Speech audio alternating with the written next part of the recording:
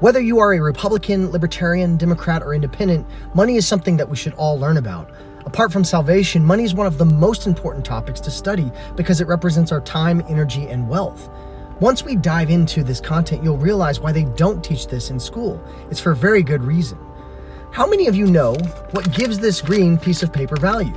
Do you know where it comes from? Is it the human labor or cost of production that gives this value, or is it merely perception and belief?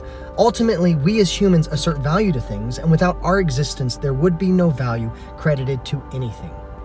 Money was created because bartering has its pitfalls. Money became an important vehicle for our individual economic energy and value. For thousands of years, we've often used many things as money, and some better than others. But one common trend that made something good money was its ability to be a good store of value. Things like gold and silver have been a great form of value since biblical times.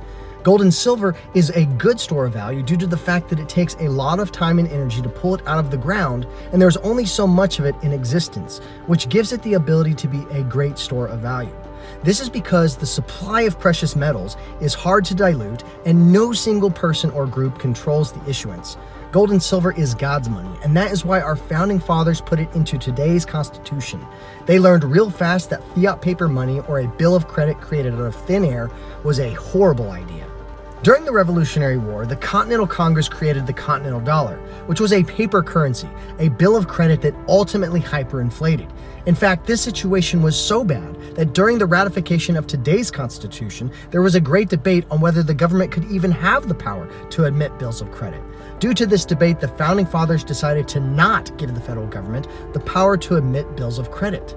The Founding Fathers understood that gold and silver were not a liability, but instead a hard asset that could not be easily inflated. So what does the Constitution really say? In Article 1, Section 8, it says it gives the power to Congress to coin money and regulate the value thereof and of foreign coin and fix the standard of weights and measures. Article 1, Section 10 says that no state shall coin money or emit bills of credit, make anything but gold and silver a legal tender in payment of debts. Two things you need to realize. Although our money used to be a measurement of actual gold and silver, we eventually transitioned to paper money that was a claim check on that gold and silver. It could be argued that because these pieces of paper were backed by gold and silver, it was still constitutional for the federal government to use these as money and for state governments to collect taxes in this form. After all, a tax owed to the state is a debt that must be paid in gold and silver. I would argue that today, because our dollar is no longer backed by gold and silver and is a complete liability issued from thin air at the central bank, it's been entirely unconstitutional since the 1970s for state governments to collect taxes in Federal Reserve notes. But you might be thinking, Matt, how is our federal government still able to use Federal Reserve notes if it's a complete liability and a bill of credit? Didn't the Founding Fathers leave that out of our Constitution? Yes, they absolutely did, and via the 10th Amendment, the only powers granted to the federal government are the ones specifically listed. However, the federal government was still given the power to borrow in Article 1, Section 8. The Federal Reserve notes or bills of credit that we use today are not issued by the federal government. They are issued by the Federal Reserve Bank, which has shareholders who make 6% annually on its money creation to buy government bonds, which are nothing but glorified IOUs. How many government agencies have shareholders? None. The Bible is very clear in Proverbs when it says that the borrower is slave to the lender.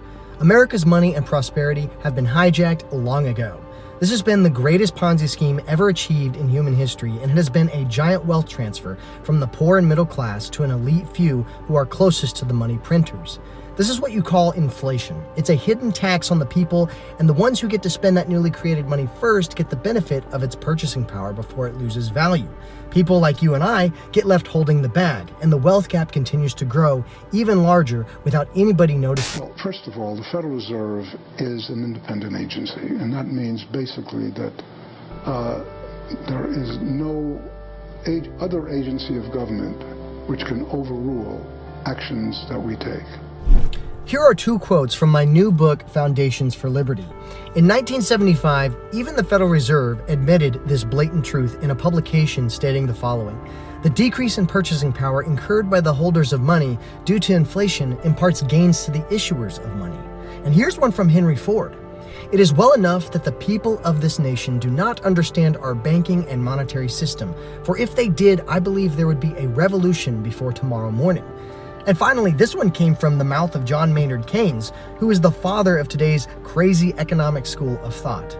If, however, a government refrains from regulations, which is force and manipulation, and allows matters to take their course, essential commodities soon attain a level of price out of the reach of all but the rich, and the worthlessness of the money becomes apparent, and the fraud upon the public, inflation, can be concealed no longer.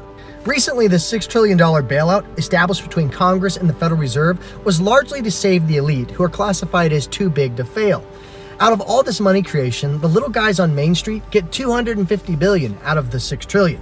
I mean, at least they threw us some scraps this time to pacify us in these hard times. In truth, our entire system is welfare for the elite. Due to its fundamentals, the central planners at the top get to plan the economy and pick who wins and who fails based on debt and money creation. I'm entirely pro-capitalism and always will be, but the system we have today is not capitalism. It is crony capitalism that incentivizes debt and malinvestments and allows companies to become too big to fail. It's a system that is allowed to not detox and discourages savings for wise and proper investing.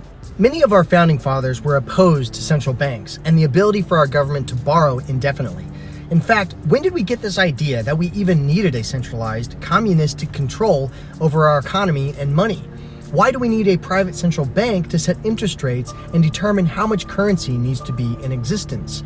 Wouldn't the free market do a better job at setting interest rates and determining what is a good and sound form of money to represent our time, energy, and wealth? Thomas Jefferson once wrote a letter to John Taylor back in 1798. He said, "I wish it were possible to obtain a single amendment to our Constitution, which I would be willing to depend on that alone for the reduction of the administration of our government to the genuine principles of its Constitution. An additional article taking from the federal government the power of borrowing. I now deny their power of making paper money or anything else a legal tender."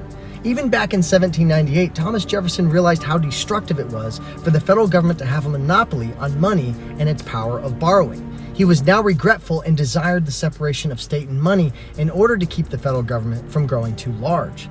Just take a look at how much this power has enslaved us. This is an older video visualizing the magnitude of $20 trillion of debt. We are now well over $23 trillion in debt, and it is now known that an additional $21 trillion is unaccounted for from the Department of Defense and HUD. When you watch this video, I want you to realize this is just half of our national debt. It really puts things into perspective. Check this out.